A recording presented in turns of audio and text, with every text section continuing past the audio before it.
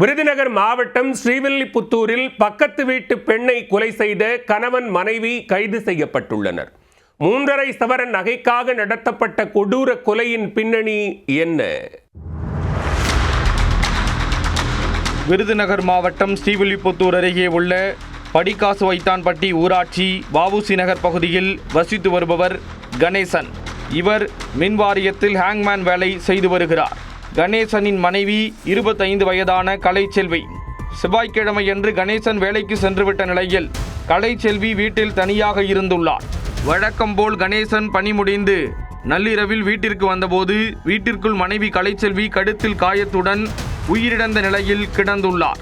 அதை கண்டு அதிர்ச்சி அடைந்த கணேசன் உடனடியாக காவல்துறையினருக்கு தகவல் கொடுத்துள்ளார். பின்னர் அங்கு வந்த காவல்துறையினர் கலைச்செல்வியின் உடலை மீட்டு உடற்கூராய்வுக்காக ஸ்ரீவில்லிபுத்தூர் அரசு மருத்துவமனைக்கு அனுப்பி வைத்தனர். போலீசாரின் ஆய்வில் கலைச்செல்வியின் கழுத்து நெரிக்கப்பட்டதற்கான தடயங்கள் இருந்தன. சந்தேகமடைந்த போலீசார் அக்கம் பக்கத்தில் வசிப்பவர்களிடம் தீவிரமாக விசாரணை நடத்தினர். விசாரணையில் அண்டை வீட்டில் வசிக்கும் முனிராஜ் மற்றும் அவரது மனைவி ஐஸ்வர்யா ஆகிய இருவரும் முன்னுக்கு பின் முரணான தகவலை கொடுத்திருக்கிறார்கள்.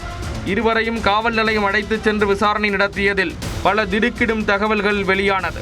கூலி வேலை பார்த்து வரும் முனிராஜ் ஐஸ்வர்யா தம்பதிக்கு கடன் அதிக அளவில் உள்ளது. கடனை அடைக்க அருகில் வசிக்கும் கலைச்செல்வியின் தங்க நகைகளை அடகு வைப்பதற்காக கேட்டிருக்கிறார்கள். அப்போது கலைச்செல்வி நகையை தர மறுத்ததால் கலைச்செல்வியுடன் தகராறு செய்த முனிராஜ் வீட்டில் கிடந்த மின் ஒயர் ஒன்றை எடுத்து கலைச்செல்வியின் கழுத்தை நெரித்து கொலை செய்திருக்கிறார். கலைச்செல்வி இறந்த பின்னர் அவர் அணிந்திருந்த 3.5 சவரன் தங்க நகையை கொள்ளையடித்துள்ளனர். அந்த நகையை தனியார் நிதி நிறுவனத்தில் அடகு வைத்து பணம் பெற்றதை அவர்கள் ஒப்புக்கொண்டனர். இதையடுத்து முனிராஜ் ஐஸ்வர்யா தம்பதியை கைது செய்த போலீசார் அவர்களை சிறையில் அடைத்தனர்.